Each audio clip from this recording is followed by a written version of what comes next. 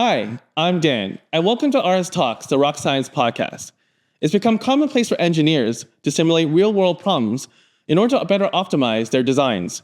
Now, in geotechnical engineering, this might be a highway embankment or an open-pit mine. Now, with advances in computing, it's become easy to develop complex 3D models, but we still use 2D modeling today.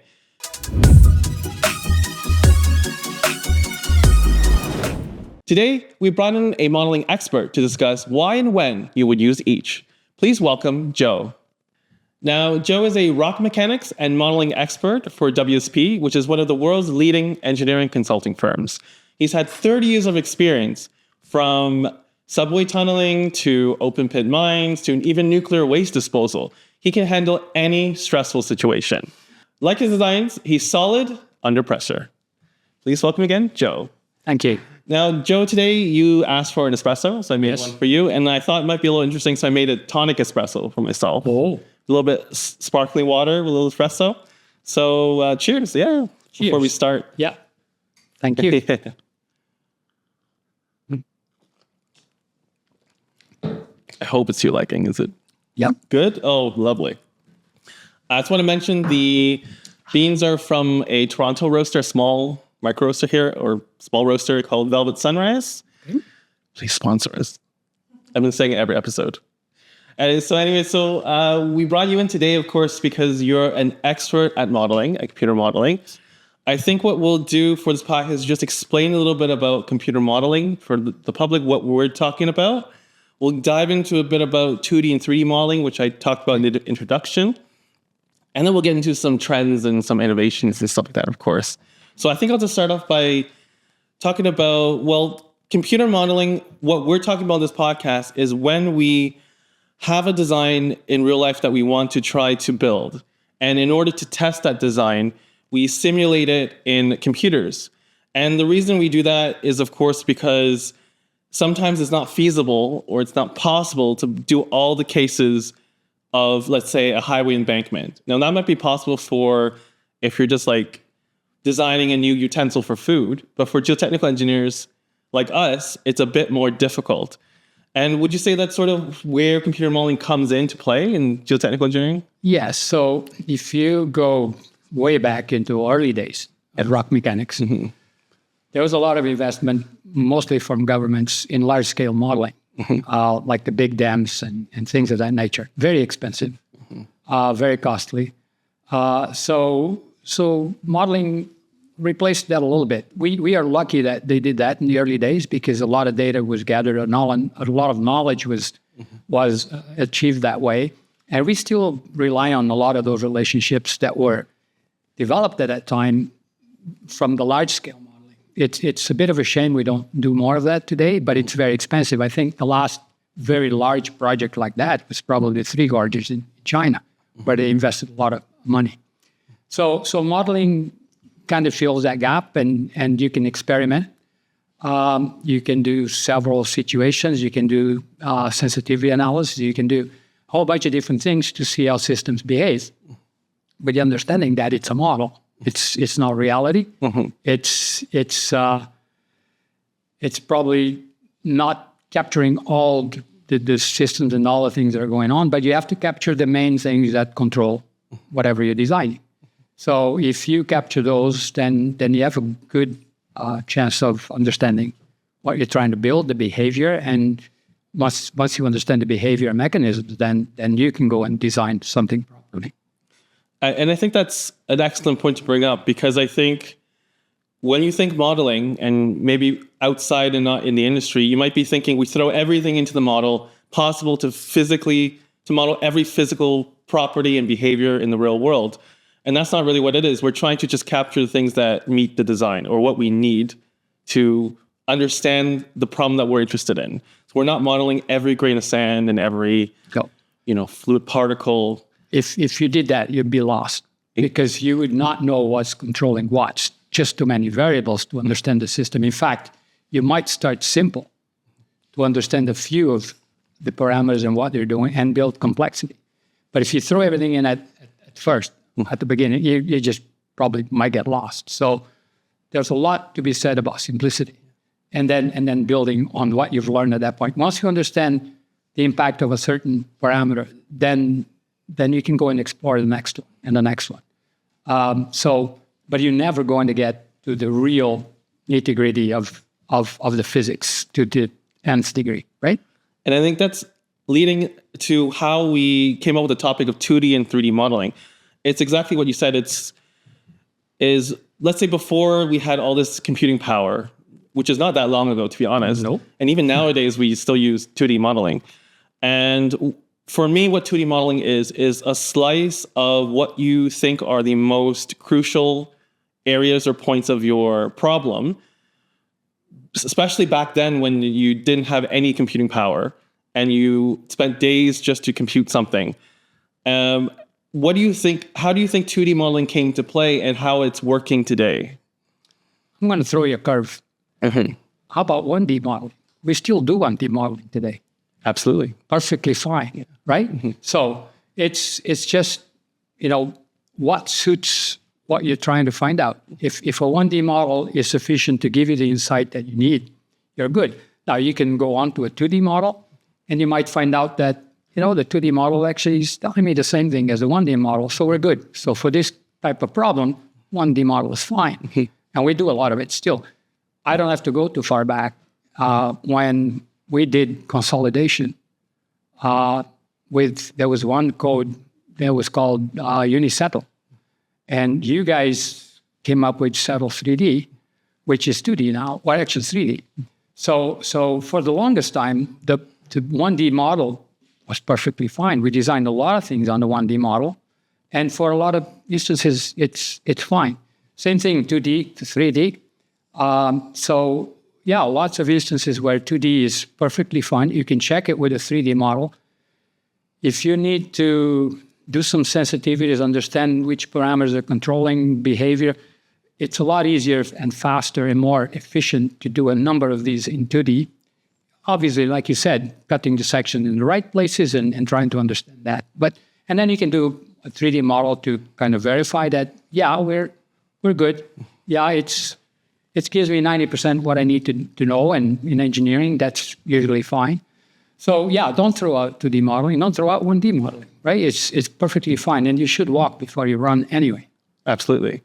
And I think I should explain to the viewers about when we're talking about 2D modeling and 1D modeling. So let's say, for example, you have a dam, and you're looking along the length of that dam. Now, if you kind of look at the topography, look at the water, the way the loads are, and the shape of the dam, it's sort of possible to visualize that dam as not a 3D thing, but as a 2D cut. You can even do that for even more complicated shapes, but just for this simple example. And that's sort of how you can think of taking something that's 3D and modeling it in 2D, because those behaviors can represent the critical stresses and deformations that we need for design. So that's how we came up with 2D and even 1D. If you have a column that's vibrating, totally sufficient.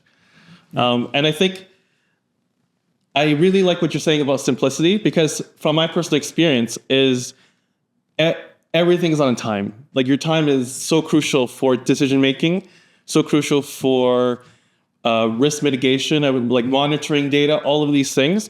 And so even though nowadays you can compute 3D models relatively fast, maybe a couple of minutes, it's still good to have and good to do 2D models and even 1D models that are right out of your pocket, a couple seconds, you can check easily, visually look at key points and make a decision. I think that's something that, although 3D modeling gives you like the full capability, making decisions on time is extremely important. Yeah, and even beyond that, you can use a 2D model to kind of figure out what parameters are really important in this problem. Yes. Right? Maybe I need to go get more data. Yeah. And once I have that and understand the importance of the different parameters, then I can go to a 3D model and concentrate on those, knowing that some of the others, you can mess with them all you want, and they don't really affect the outcome, right? Yeah. So it's if anything, it's a good testing ground to move on to the 3D, right? So, and it's still the workhorse of any company these days. It's still 2D. Of course, absolutely, yeah, for sure. Especially, well, if you just look at the Rocscience suite or any company suite, they have everything. Yeah. Obviously, there's times when 2D models are especially suited to linear problems, tunnels, long tunnels, where you can cut a section and you know that it's prismatic and it's going to go on for a long time. It's perfectly okay. In this case, using plane strain, long dams, things that are linear, right? It's perfectly okay. Once you start getting into geometric problems that are truly 3D, obviously you hit a snag and you got to go 3D, right? Yeah. Yeah, I think once you get to those complexities, you can even use 2D to check things, but I would say it is helpful to have a 3D at the end of it to sort of... If it's warranted. But, I usually for tunneling, for just designing a liner for tunneling, I'm perfectly fine with 2D. Yeah. If I'm looking at stability of the face in the tunnel as I'm tunneling, I have to go 3D. But if the aim is to come up with a design for the liner, I'm pretty fine, just fine with 2D, right? So you gotta suit it to your need. Of course, yeah. And just on the tunneling, I think even working with tunneling, there are 2D approximations even on the tunnel face when you're doing it. Yes. And that would be much faster than a 3D model. But I agree with you that once you start doing really complex excavations, you're putting bolts in sort of out of plane direction. Yeah, say you're spiling. Exactly. You just can't do that. You just can't do it, yeah. And that's where I think the skills are now to have both the understanding of 2D, 1D, and also be able to do a 3D if you need to. I think nowadays the skill set for engineers is to understand when to use everything, essentially. Exactly. Right tool for the right job. Exactly. That's important. Yeah. And on that note, you better understand the limitations of the tool that you're using so you don't misapply it or misuse it, right? Exactly. That's key. Yeah, exactly. And I think that will drastically save time, but give you the right answer, I think, to picking the right tools. Have you started to look at the tools nowadays and how they're advancing and stuff that you think is really helping the industry in modeling? Yes. So I do most of my work in rock. I do model soil, and I do interact with our soil mechanics division. But mainly, I work in rock. And so the one thing that made a big difference for me was the advent of joint networks. I don't think I'll ever set up another rock model without the jointed networks because they give me the right behavior. Constitutive models, continuum models with smeared constitutive models and ubiquitous joints and things of that nature don't really give you the right behavior. Now, if you're in a massive rock that is going to behave mostly as a continuum, in a lot of cases almost elastically, that's perfectly fine. But I do a lot of work in Toronto, and on our sedimentary rock with cross joints and stuff, I would never do another model without the jointed networks. So that was a big game changer for me. Just to clarify, so if you have a rock mass and if you've ever looked on a slope and you see sort of cracks or sort of even the way the rock was the formation of the rock, these little lines, you can actually model what we call joints. So like the behavior might slip or change along these joints. Now, when Joe's talking about continuum modeling, he's saying you can look at the whole thing as one continuous material, and then that behavior is built into the actual formulation. But once you add a joint network in, you're explicitly creating these deviations. And with advanced modeling nowadays, you can do all sorts of patterns with joint networks. So you can do, different shapes, like you can do straight lines, of course. You can even do like hexagonal shapes or all the other polygonal shapes. Voronoi, if you want to look that up as well.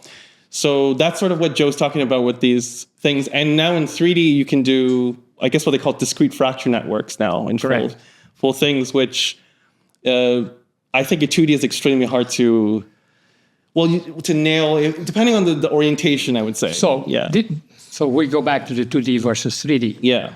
So it's all about geometry, really. The first thing you look at is geometry. Yeah. So is your problem geometrically suitable to a 2D analysis? Yeah. Yes. Now you got to look at the geology. Is the geology suitable?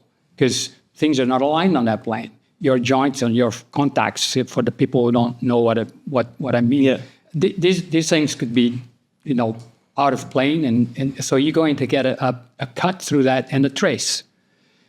In the 2D model, they're going to move in plane, but in reality, they might be moving out of plane. So that's not too big a deal. You can still live with that, but you got geology, you got dikes that might intersect, what you're trying to model in a skewed way. So at some point, you have to decide: is the geology complex enough that I need to look at it in 3D?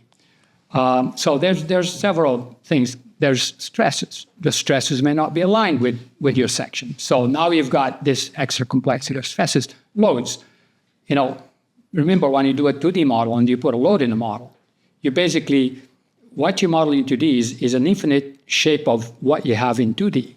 And if you put a load in there, it's an infinite load as well. Maybe that's not what's happening. So you have to take these things into consideration and decide, it's good enough for what I want to know now, and I can prorate things, but at some point, do I need to go 3D or don't? Am I happy with this?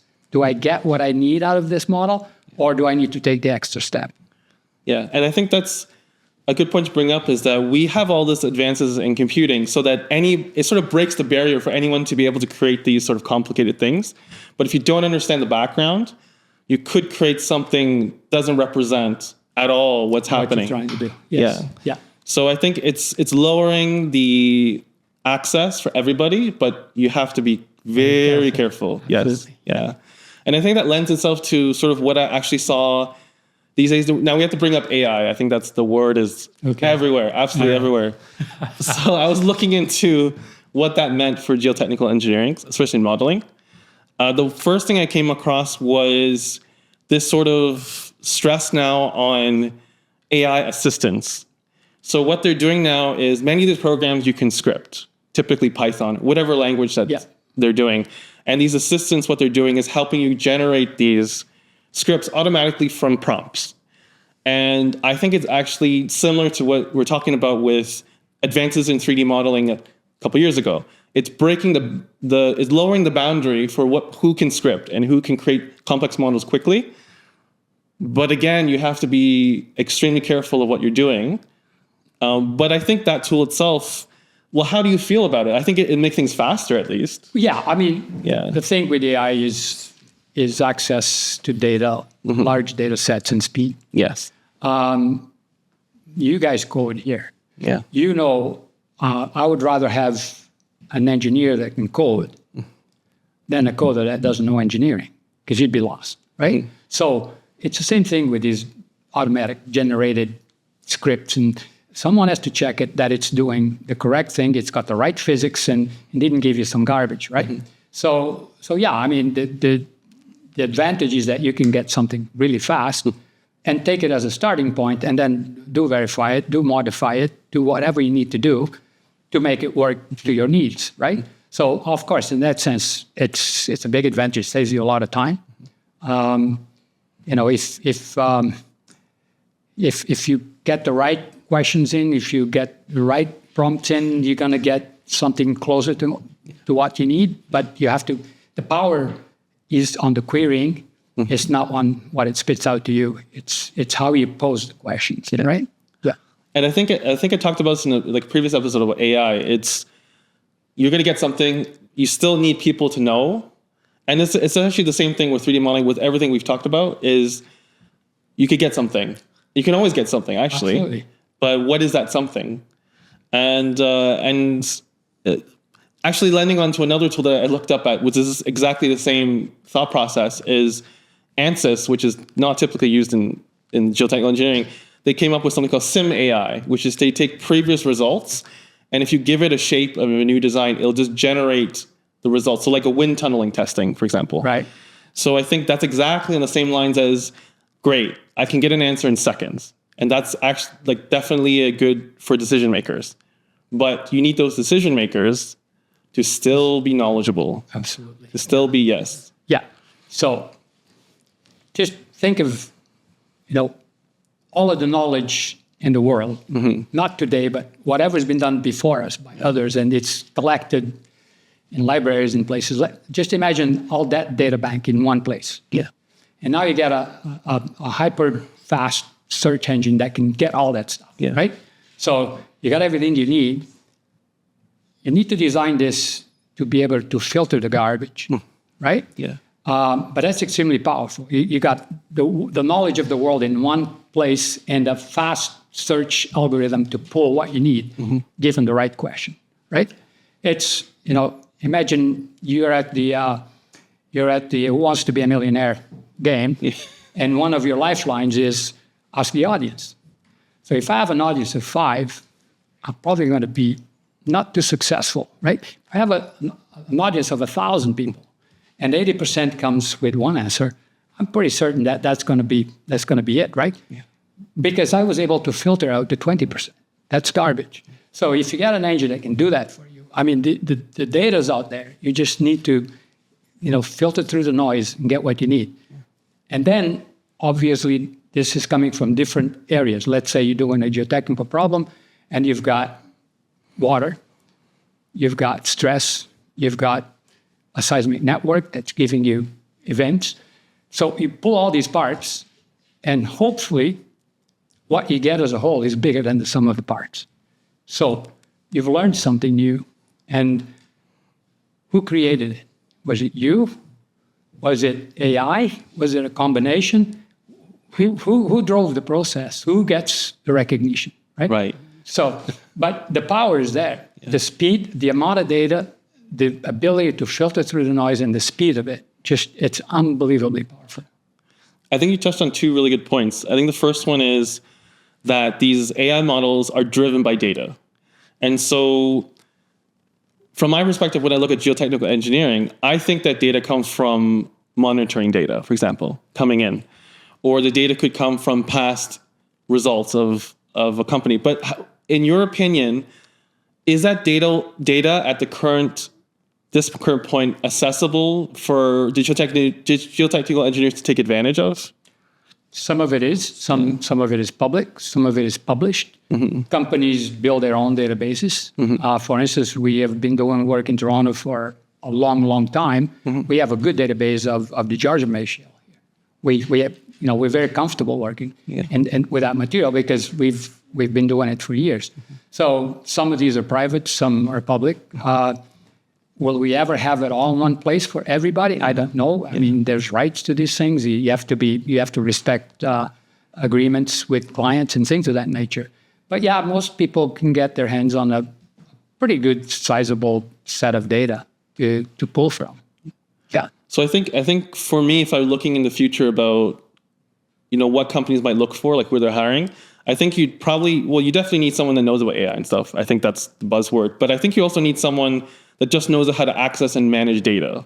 Because I think you need someone to, even though we have data, it may not be in a form that can feed into these monsters of programs. There's quite a few things to be aware of. For instance, let's take lab data. Yeah. It's not the same quality from different labs. You have to be able to sort out, this is a good test, this is a bad test. So there's quality of data to be aware of. So there's many facets to this thing, but I think one could sort through that stuff and extract the proper set of good data to make decisions. Yeah. I think that's exactly what I agree with, is that you have all this data, you still need somebody to understand the quality of it, and that will dictate not just AI. I just mean computer modeling in general. So because we use our data nowadays anyways to come up with the material properties or come up with things in our model. So I think AI is a nice complement. I hope people learn to understand its limitations, of course, as we were talking about, but definitely a tool that's going to stick around them, I'm sure. Absolutely. Just to speed automation of a lot of this stuff. These days, you can get core out of the ground and you can scan the core for geology, you can automate the process of logging. Yeah. You should have a geologist look at it. Yes. But you can automate a lot of that stuff. Yeah. Especially geometric features. Yeah. You're never going to be able to, without breaking a contact and looking at the roughness or the infilling, that's got to be done manually still. A lot of these systems can actually see through material and do tomography, right? But anything geometric, like orientation of fractures that you can identify like in an image, that's being done now, big time by a lot of companies. Yeah. Yeah. And I think also I've seen them talk about early warning signs for earthquakes, which already exists, but could be improved with these type of like natural disaster detection. Could be improved with AI tools. Sure, because there's warning systems that you and I don't feel, but equipment might. Yeah. You know, it's case in point. You take, for instance, it is known that during or before an earthquake, you get cattle to get very fidgety because cows are a really good seismograph, right? Yeah. Big, heavy weight on spindly legs. You feel all that stuff way ahead of everybody. So you can have instrumentation and you can have signatures that happen before the big events that you can recognize and say, maybe there's something coming. Yeah, for sure. Yeah.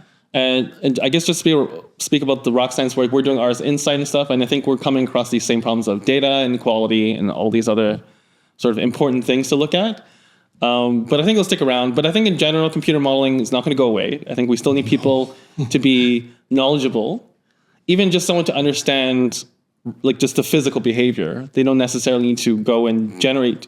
It's possible that these AI tools will automatically generate these models, but you still need someone to tell it what to do, which is the biggest part. Yeah. And I don't take one single result from a model as gospel because it isn't. I'm very skeptical of all the results. That's my starting point, right? I'm skeptical until I verify it. Yeah. So you have to, I often tell the junior people, my gut works better than my computer any day of the week, right? So you have to have that feel that you're getting something that is reasonable, and then you have to verify it. Yeah. So on the speed issue, the models are too fast. They don't give you time to think, right? So how often can you go set a model up, 20 minutes, you get an answer, and you spew it out, and then the next day you go, I forgot about this. So there's no residence time of the problem in your brain. It's too fast. Too fast. Too fast. Okay. Too fast. So, that's fine. I like the speed because I can do 100 of them. Yes. Yeah. But don't just jump and give an answer without checking it properly. In the old days, if you wanted to do a slope stability problem, it took you a week because you're doing this by hand on big pieces of paper. And you went home and you slept and you dreamed about it and then you come back. So that problem was in your brain for a while. Yeah. And now it has no resident time in your brain. That's dangerous. If even people with experience will make a mistake. Wow. Yeah. I never really thought about that. It's too fast. Too fast. Too fast. Oh yeah. Wow. Well, it's not too fast. Just don't use the speed of the computer to spew out the answer. Just think about it after. Right? Yes. Yeah. That's a great point. Think about it. Yeah. Of course, yeah. So thanks so much. Yeah, I really appreciate the time you spent coming here talking about computer modeling. Over 30 years of experience. And I hope we capture that for the audience here about what we do here and what Joe has been doing for many years. So thanks so much again. Yeah. Thanks for inviting me. You polished off your espresso. Good coffee. Right. Yeah, thank you so much. Yeah. And that's a wrap for this episode of RS Talks. A huge thank you to Joe for sharing his expert knowledge about geotechnical engineering and computer modeling. And a huge thank you to you for tuning in. Be sure to follow us on your favorite podcast platform, such as Spotify, Apple Podcasts, and YouTube. Until next time, can you guess what we'll dig into next?